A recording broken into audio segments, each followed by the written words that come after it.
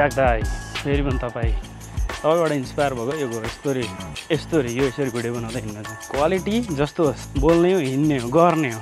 होइन ज्याक दाइ please video यो तपाईँमा पुगेर कमेन्ट ब्याक गर्नु पऱ्यो तपाईँले तपाईँसँग म भेट्छु काठमाडौँ आएको बेला मलाई ट्याक्स गर्नु होला ओके भिडियोलाई सुरु गरिहालौँ होइन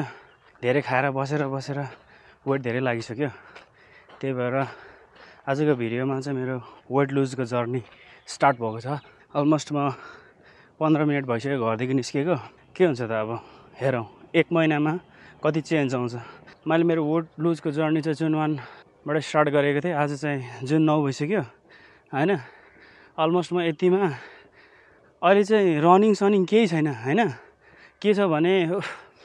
रनिङ केही छैन बस बिहानको खाना खाने त्यस पछाडि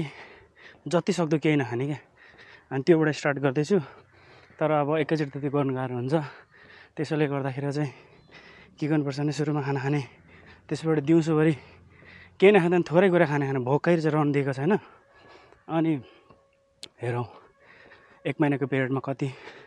लुज हुन्छ वेट कुदेको छैन म हिँडेको मात्रै छु क्या अलमोस्ट सुरुमा 3 किलोमिटर समथिङदेखि स्टार्ट गरेर अहिले 7-8 किलोमिटर हुँदैछ अनि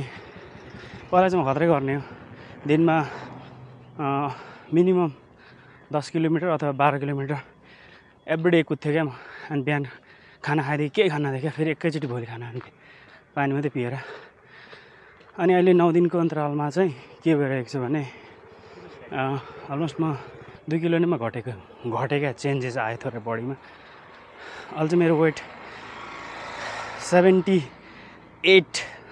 79बाट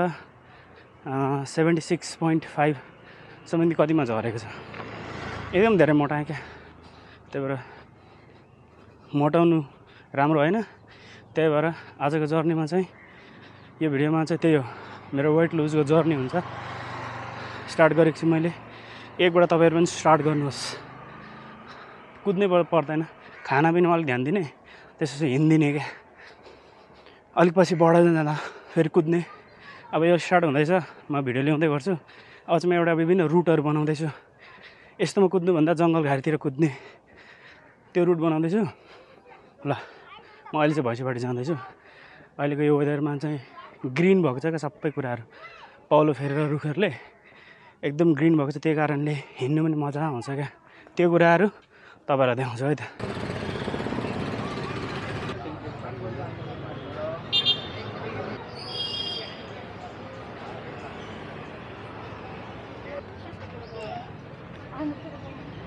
यो ठाउँमा चाहिँ ठ्याक्कै सब्जीहरू बेच्नु राख्छ क्या बेलुका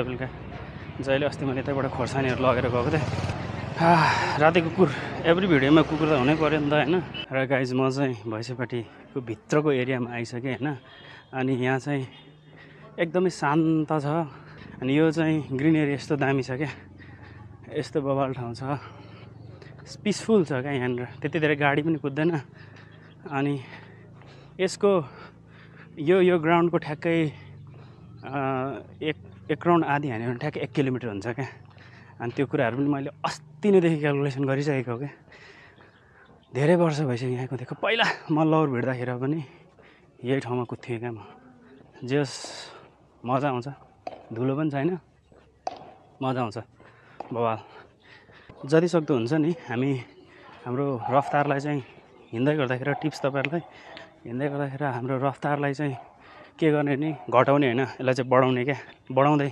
बढाउँदै जाने ननस्टप एकदम कति सक्नुहुन्छ ट्याङ्क्याङ दिएकै अनि अर्को प्लस पोइन्टमा के भन्न चाहन्छु भने होइन यो भिडियो बनाउँदाखेरि क्या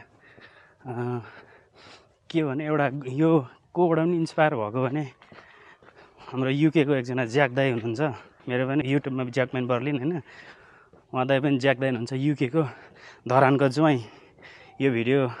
जसले हुन्छ उहाँलाई मैले मेन्सन पनि गर्छु ज्याक्दैबाट हेरेको क्या भिडियो क्वालिटी डजन्ट म्याटर क्या तर एउटा कन्फिडेन्ट हुन्छ नि बोल्ने क्या उहाँको प्रायः यस्तो लो एङ्गलबाट हुन्छ गोप्रोको हुन्छ मैले ज्याक्दै तपाईँलाई सब्सक्राइब गरेको छु तपाईँ नेपाली बुझ्नुहुन्छ प्लिज सब्सक्राइब मी ब्याक है तपाईँको भिडियोमा हेरिरहन्छु ज्याक्दै यही भिडियोबाट तपाईँहरूलाई तपाईँसँग एकचोटि भेट्छु म कहाँ हुनुहुन्छ अहिले गोर्खा कथाको भिडियो हालिराख्नु भएको थियो ब्याक टु द पोइन्ट म कहाँ थिएँ भने जति हुन्छ तपाईँको जर्नीलाई चाहिँ के गर्नु पऱ्यो भने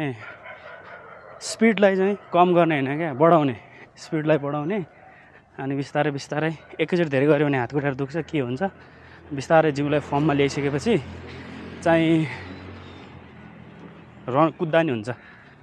अब बढ्दै जान्छ हेर्नुहोस् 1 महिनामा सबै कुराहरू हुन्छ 1 महिनामा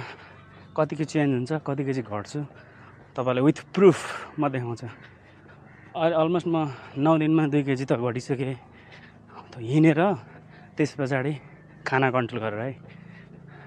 यस्तो दामी फुलिरहेछ क्या साइडमा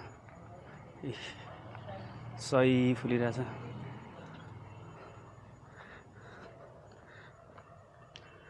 यस्तो ठाउँमा हिँड्नु त्यसै मजा भइहाल्छ नि अहिले नेचरलाई प्रकृतिसँग रमाउँदै हिँड्ने हो क्या ए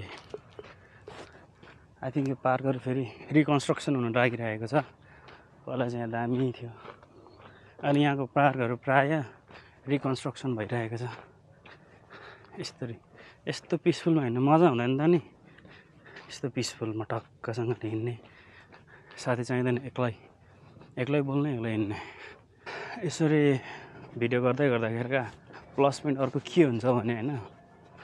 अलिअलि मान्छे हुन्छ अनि पब्लिकसँग फेस अनि पब्लिकमा भिडियो बनाउने कन्फिडेन्ट पनि अलिकति बढ्छ रहेछ क्या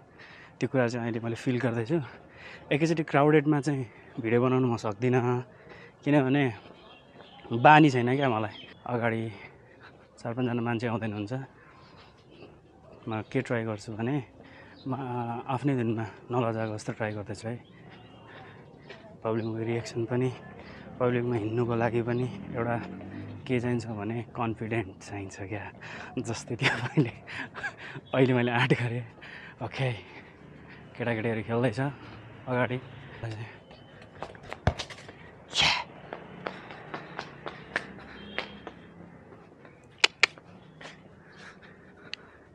पहिला बेला फुटबल पुरा खेलिन्थ्यो क्या यस्तो उमेरमा यस्तो खेलिन्थ्यो फुटबल गाउँमा अझै गाउँमा मैले त झुम्रो मोजालाई डल्लो पारेर गोल कसले खेल्नु माग्छ यत्रो हुन्छ मोजा त्योभित्र पराल सराल हाल्ने अथवा कागज हालेर टाइट गर्ने त्यस पछाडि के गर्ने त्यसलाई टाइटली बाँध्ने त्यो चाहिँ हिलोमा गयो भने अनि दामी आउँछ क्या गालामा हान्नुको लागि कसले खेल्नुभएको छ मोजाको बल कमेन्ट गर्नु होला okay let's change the location हामी अर्को लोकेसनमा जाउँ त्यस पछाडि त्यो लोकेसन पनि हेरौँ लेट्स गो अब चाहिँ मेन भैँसेपाटीको बिचको यो हाइवे हो यो चाहिँ फुटबल ग्राउन्ड पनि छ यता चाहिँ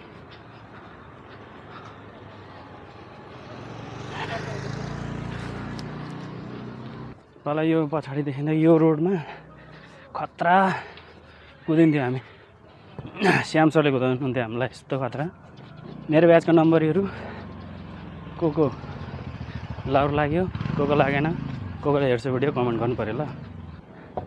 अनि अलमोस्ट म 3.7 किलोमिटर हिँडिसकेँ 41 मिनटमा अलमोस्ट 4 हुनु लाग्यो